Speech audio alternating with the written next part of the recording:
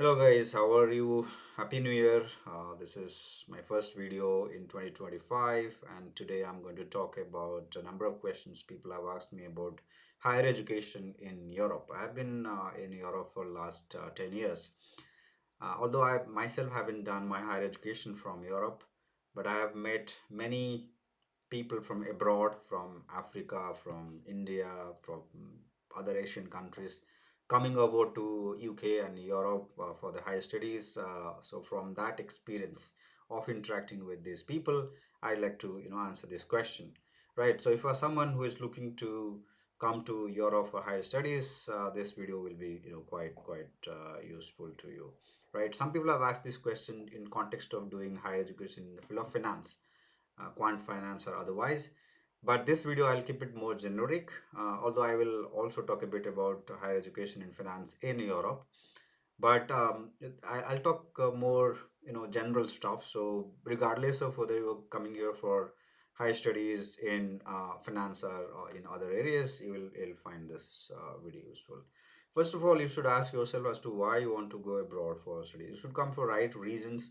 Some people come without having a proper reason as to why they want to leave their country and come all the way from a different country, and so that clarity has to be there first, right? So the good reasons why you should come, first of all, is that you want to explore opportunities here in Europe. You want to migrate to a different country and you want to live in a different country, or you probably are coming for a better education, right? So that should be clear. Some people come without knowing the reasons why they come, and then what happens is that they spend a lot of money doing education. After 1 or 2 years, they return back to the home country, probably not worth investing that much of money doing your education in Europe, which is pretty expensive for foreigners. For local people, it's quite cheap. uh, Doing higher education in UK for British, people with British passport is very cheap. So is the case in other European countries, but for foreigners it's quite expensive. So if you're coming here for short term, it's probably not worthwhile, unless you have good money. I mean, you have good financial background, that's a different thing. Otherwise, if you're coming here for short term, by taking a loan from a bank for your higher studies, that is not something I would recommend, right? It's worth coming here at least for 5 years, right? You do your master's for 1 or 2 year, and then you work for at least 3 to 4 years before returning back to your home country if you want to, right? Then you will be able to, let's say, recover the money that you have spent in your education, but also you probably would have made a bit money before leaving, right? So this is one important thing to know, right? And then when you're exploring universities all around the world, you probably are thinking about not just Europe but also other places, for example the US and Australia and Singapore and New Zealand and so on, right? And given the circumstances in the US, many people are more interested in Europe than the US. Well, it's still not clear as to what kind of restriction there will be in the US with regards to the visas and work permits and so on, but things look a bit gray for time being in the US. It's not very clear yet, and for good reasons. A number of students are a bit apprehensive about going to the US. Europe is definitely the next best destination. In fact, there was an article a couple of days back in Financial Times that for high school immigration, Europe probably is going to be the topmost destination for high skilled immigrants, because of the uncertainties in the US. Um, okay, I'm not sure if that will be the case, but that's India is probably a good thing, simply because for long actually people were preferring to go to the US for opportunities and less to Europe. So it was more of a neglected zone, and good that more and more people are now interested coming to Europe because the standard of living is amazing. Salary probably are not that great as compared to the US salaries, but the living standard here in Europe, especially Western Europe, is top notch. I would even argue it's better than the living standard in the US. All right. If you're coming here for your higher studies, make sure that you have your finances are sorted, because if you have support from your parents, that's amazing. That's the best thing to happen to you, right? But if you're arranging finances yourself through funding from banks or other such companies, make sure that you understand how much risk you are taking. I think that's very, very important, right? Some universities are super expensive, especially for going for MBA finance type of education, or MBA in general is super expensive, right? I've come across people who spend over 100,000 in a 1 year or 2 years MBA programs in Europe or in London, right? And the job market may not always be good. So if you are taking a loan of that sort of amount, uh, and you do not have any support from your family, financial support, or probably they're not wealthy enough to support you, um, I would I would advise not to do that. I've seen some people suffering because of that. There are many other programs which are a lot less expensive. For example, instead of doing an MBA, and which is super expensive, you can also go for an MBA related master's program. There are many master's program which are like MSc in management or MSc in. So imagine you want to do finance, right? You can easily do MSc finance or MSc in economics or financial economics, right? There also you learn everything you learn in MBA finance, probably even the quality of a master's MSc education is better in many ways compared to MBA finance education. And many CEOs in Europe come from MSc finance, MSc economics background instead of MBA background, right? So there is no point spending a lot of money in those expensive degrees. So make sure that you understand this well before applying. The application process is pretty straightforward. There are many companies here in India you can reach out to. They can help you getting the application process,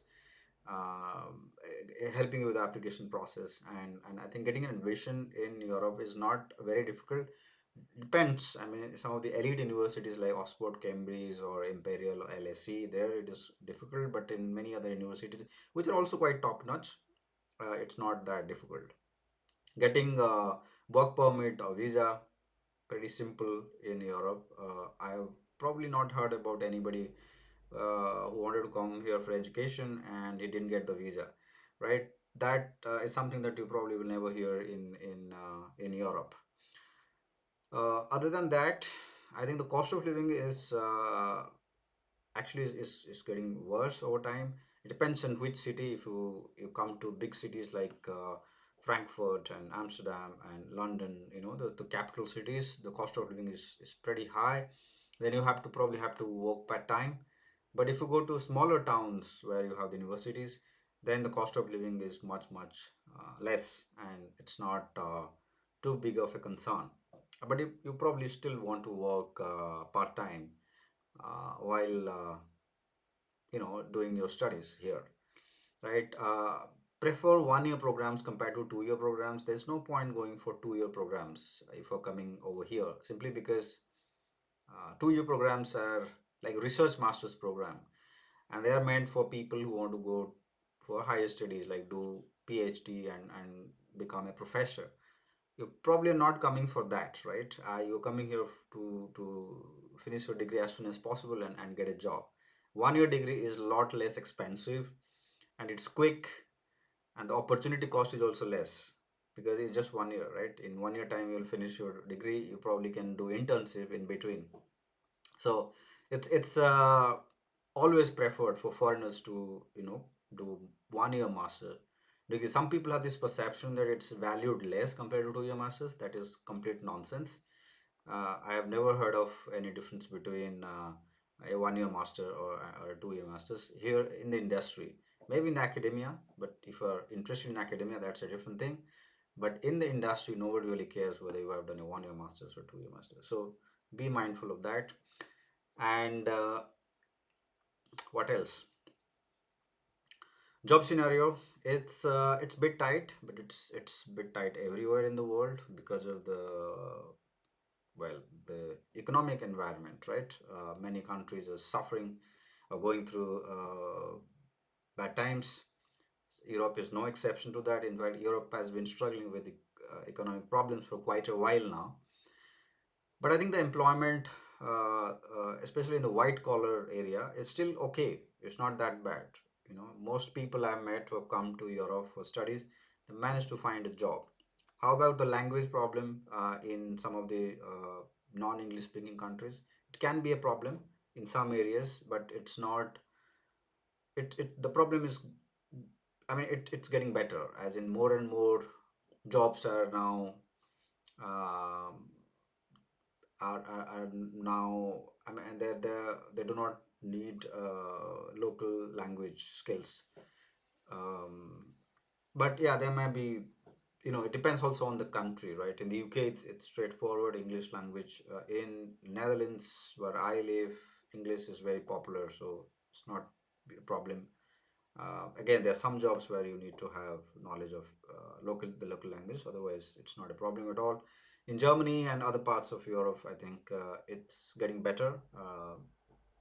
I think the last 5 years, what I've seen is that more jobs are in English speaking area rather than the local language area. So that is, I would say, less of a concern, but it's still a bit of a concern. I wouldn't say it's not a concern at all.